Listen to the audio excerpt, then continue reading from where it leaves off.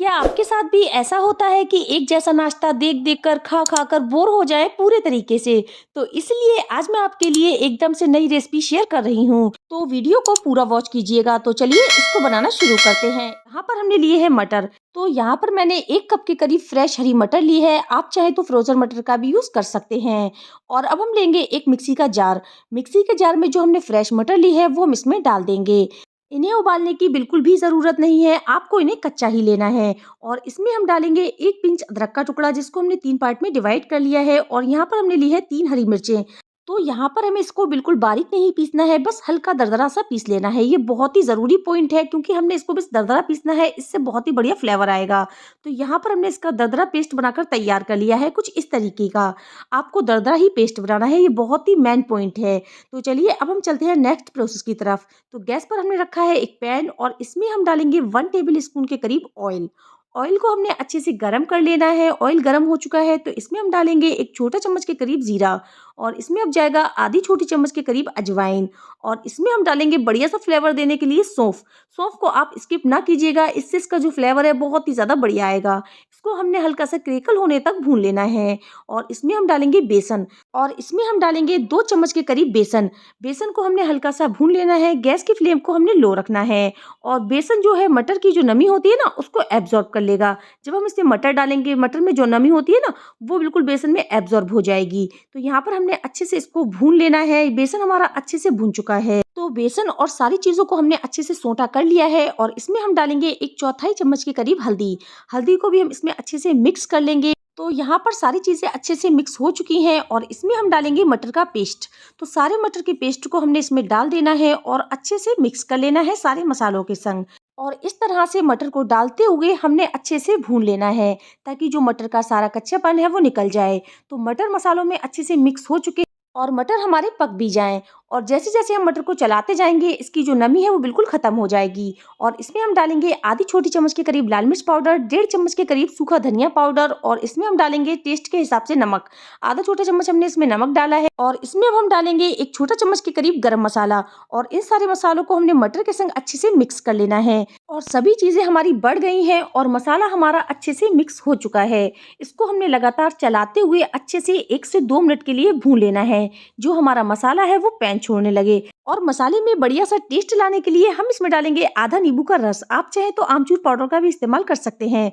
और इन सभी चीजों को हमने अच्छे से मिक्स कर लेना है। गैस की फ्लेम को हम कर देंगे ऑफ। और इस मसाले को हमने ठंडा होने देना है। मसाला हमारा बहुत ही बढ़िया से भुन चुका है। इसको हमने एक बाउल में ट्रांसफर चलते हैं गैस की तरफ। तो गैस पर हमने एक कढ़ाई रखी है। इसमें 1 कप पानी डालेंगे। पानी को गर्म होने के लिए छोड़ दिया था। और इसमें हम डालेंगे आधा छोटा चम्मच के करीब नमक। और इसमें हम डालेंगे 1 कप के करीब चावल का आटा। तो यहाँ पर अगर आपने 1 कप पानी डाला है, तो यहाँ पर आप 1 कप चावल के आटे का इस्तेमाल करें। तो यहाँ पर हमें इसको अच्छे से मिक्स करते जाना है और पकाते जाना है। गैस की फ्लेम को हमें लो टू मीडियम रखना है। और इसको अच्छे से मिक्स करते हुए हम पकाते जाएंगे। जब ये अच्छे से पकने लगेगा, तो ये एक साइड में इकट्ठा होने लगेगा। आप चाहें तो अपने हिसाब से इसमें थोड़ा पानी और ऐड कर सकते हैं। जब ये पकता जाएगा, तो ये एक साइड में डो बनकर तैयार हो जाएगा। तो गैस की फ्लेम को हम कर देंगे बंद। और ये देखिए इस तरीके से ये डो के फॉर्म में आ चुका है। तो इसको हम ठंडा होने देंगे। इसको हमने एक बाउल में शिफ्ट कर लिया है। तो इसमें अब जाएगा 1 टेबल स्पून के करीब कुकिंग ऑयल। और इसको हमें अच्छे से हाथों से मसल लेना है। तो यहाँ पर हम जैसे कि नॉर्मली आटा गूंथते हैं, उसी तरीके से हमने इसको अच्छे से मसल कर सॉफ्ट आटा बनाकर तैयार कर लेना है। जैसे कि हम नॉर्मली घर में रोटी बनाते हैं, उसका आटा गूंथते हैं, उसी तरीके से हमने इसका आटा बिल्कुल सॉफ्ट बनाकर तैयार कर लिया है। आटा हमारा रेडी हो चुका है। तो चलिए अब हम चलते हैं काउंटर की तरफ। तो यहाँ पर पहले हम इसको अच्छे से हाथों से फैला लेंगे। तो यहाँ पर आप चाहें तो इसको हाथों से भी फैला सकते हैं, लेकिन यहाँ पर हम इसको बेलन से बेलेंगे। तो यहाँ पर हम इसको इक्वल बेल कर तैयार कर लेंगे। जैसे कि हम नॉर्मली रोटी बेलते हैं, उसी तरीके से बस हमें हल्के हाथों से इसको बेल लेना है। तो यहाँ पर हमने इस तरह से इसकी जो रोटी है बनाकर तैयार कर लेनी है। तो यहाँ पर हमारी चावल की जो रोटी है बनकर इस तरह से तैयार हो चुकी है। तो यहाँ पर हम लेंगे एक कटोरी। आप चाहे तो कोई गिलास भी ले सकते हैं, या कोई आप कप ले सकते हैं। तो यहाँ पर हम इस कटोरी की हेल्प से इसकी यहाँ पर हम छोटी छोटी पूड़ी कट कर लेंगे। तो यहाँ पर हमने एक साइज़ की जो छोटी छोटी पूड़ी है वो कट कर ली है। और इसका जो एक्स्ट्रा आटा है वो हम एक साइड में उठाकर रख देंगे। इसका हम बाद में यूज़ करेंगे। तो यहाँ पर हमारी जो पूड़ी है वो बनकर तैयार हो चुकी है। तो यहाँ पर मैं आपको इसका दूसरा तरीका बताऊँगी। यहाँ पर हमने पॉलीथीन ले ली है और चावल का जो डो है वो हमने ले लिया है और इसको हाथों से हल्का-सा प्रेस करने के बाद हम इसको हल्की सी बेलन से बेल लेंगे। ये बहुत ही ईज़ी वे में बिलकर तैयार हो जाती है, ये बिल्कुल भी चिपकेगा नहीं और बहुत ही ईज़ी वे में बनकर तैयार हो जाएगी। तो यहाँ पर हमने इस तरीके से इसकी जो रोटी है बनाकर तैयार कर लेनी है। तो यहाँ पर हमारी जो चावल की रोटी है बहुत ही ईज़ी वे में बनकर तैयार हो चुकी है और बिल्कुल भी ये चिपकी नहीं है। तो यहाँ पर हमने कटोरी लेनी है और कटोरी की हेल्प से हमने इसकी जो पूड़ी है वो काट लेनी है। तो यहाँ पर आप इस तरीके से पॉलीथिन पे भी इसको बेल सकते हैं। इससे क्या होगा, ये बहुत ही जल्दी बेल जाएगी और जो चावल का आटा है वो काउंटर में चिपकेगा नहीं। तो यहाँ पर हमारी जो पूड़ी है वो एक साइज़ में बनकर तैयार हो चुकी है, तो इसको हम एक प्लेट में बाहर निकाल लेंगे और बाकी का जो बचा हुआ आटा है सेम इसी तरीके से हम जो पूड़ी है वो राउंड शेप में कट कर लेंगे। तो चलिए, हमारी पूड़ी हो चुकी है तैयार। तो चलिए हम चलते हैं नेक्स्ट स्टेप की तरफ। तो यहाँ पर हमने ली है एक छलनी और इसके ऊपर हमने रखनी है पूड़ी और जो हमने बढ़िया सी स्टफिंग बना के रखी है मटर की वो हम इसके ऊपर 1 चम्मच के करीब रख देंगे और दूसरी पूड़ी लेनी है उसको हमें इसके ऊपर रख देना है। और यहाँ पर हम लेंगे फॉग। फॉग की हेल्प से हम इसमें अच्छी सी डिज़ाइन बना लेंगे। इससे क्या होगा, ये चिपकेगी भी नहीं और बहुत ही बढ़िया हमारी जो डिज़ाइन है वो बनकर तैयार हो जाएगी। तो यहाँ पर हमने इस तरीके से जो डिज़ाइन है बनाकर तैयार कर लेनी है। तो यहाँ पर हमने जो ढलिया ली है उससे क्या होगा, हम इसको हल्का सा घुमाते जाएंगे और जो डिज़ाइन है बनाकर इसी तरीके से तैयार कर लेंगे। ये बहुत ही ईजी वे में बनकर तैयार हो जाती है। तो यहाँ पर बस हमने एक पूड़ी लेनी है और इसके ऊपर हमने बढ़िया सी 1 चम्मच के करीब मटर की स्टफिंग रख देनी है और इसके ऊपर हमने दूसरी पूड़ी रख देनी है और यहाँ पर हमने हाथों से हल्का सा इसको प्रेस कर देना है और यहाँ पर हम फॉक की हेल्प से इसमें डिज़ाइन बनाकर तैयार कर लेंगे।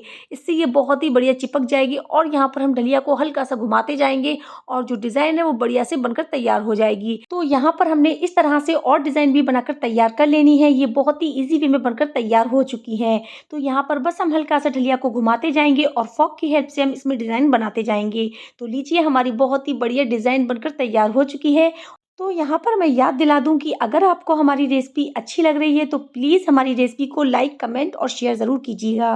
तो यहाँ पर हमने जो सारी पूड़ी हैं वो इसी तरीके से डिज़ाइन बनाकर तैयार कर ली है। खाने में टेस्टी और देखने में बहुत ही ज़्यादा खूबसूरत नज़र आनी चाहिए। तो यहाँ पर हमने सारी पूड़ियाँ इसी तरीके से बनाकर तैयार कर ली हैं। तो यहाँ पर हम लेंगे थोड़ी सी कलौंजी और कलौंजी की हेल्प से हम इसको यहाँ पर हल्का सा डेकोरेट कर देंगे। तो यहाँ पर जो सारी पूड़ियाँ हैं उसमें हम थोड़ी थोड़ी कलौंजी लगाकर तैयार कर देंगे। तो लीजिए, हमारी जो पूड़ी है बनकर तैयार हो चुकी है। तो यहाँ पर मैं आपको इस पूड़ी में डिज़ाइन बनाकर दिखाऊंगी। तो यहाँ पर बस हमें हल्का हल्का सा हाथों से इसको इस तरीके से डिज़ाइन बनाकर तैयार कर लेनी है। तो ये देखिए, बहुत ही ईजी वे में ये बन जाती है। जो चावल का आटा होता है ना, बहुत ज़्यादा सॉफ्ट होता है। तो यहाँ पर हमने इस तरीके से इसकी जो डिज़ाइन है बनाकर तैयार कर ली है। तो ये देखिए, कितनी ज़्यादा बढ़िया हमारी जो डिज़ाइन है बनकर तैयार हो चुकी है। तो देखिए, दिखने में जितनी ज़्यादा बढ़िया लग रही है ना, खाने में बहुत ही ज़्यादा टेस्टी लगने वाली है। स्नैक्स हमारे बनकर रेडी हो चुके हैं। तो चलिए हम इनको फ्राई कर लेते हैं। तो यहाँ पर हम इनको डीप फ्राई नहीं करेंगे, हम इनको सैलो फ्राई करेंगे। तो यहाँ पर हम इनको कम ऑयल में बनाने वाले हैं। तो यहाँ पर हमने गैस की फ्लेम को मीडियम रखा है। मीडियम फ्लेम पर हम इसको उलटते पलटते हुए अच्छे से फ्राई कर लेंगे। तो यहाँ पर मैंने पैन में आधा कप ऑयल को अच्छे से गर्म कर लिया था और 1 बाय 1 सारे स्नैक्स को इसमें डाल दिया था और अब ये अच्छे से फ्राई हो चुके हैं। तो इनको हम बाहर निकाल लेंगे। इन्होंने बिल्कुल भी ऑयल को एब्जॉर्ब नहीं किया है, क्योंकि जो चावल का आटा होता है वो ऑयल को बिल्कुल भी एब्जॉर्ब नहीं करता है। तो इसी बचे हुए ऑयल में हमने दूसरे बैच को अच्छे से फ्राई कर लेना है।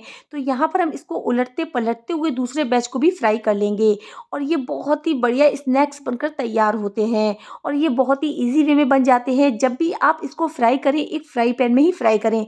अगर आपने इनको कढ़ाई में फ्राई किया ना तो ये आपस में चिपक जाएंगे।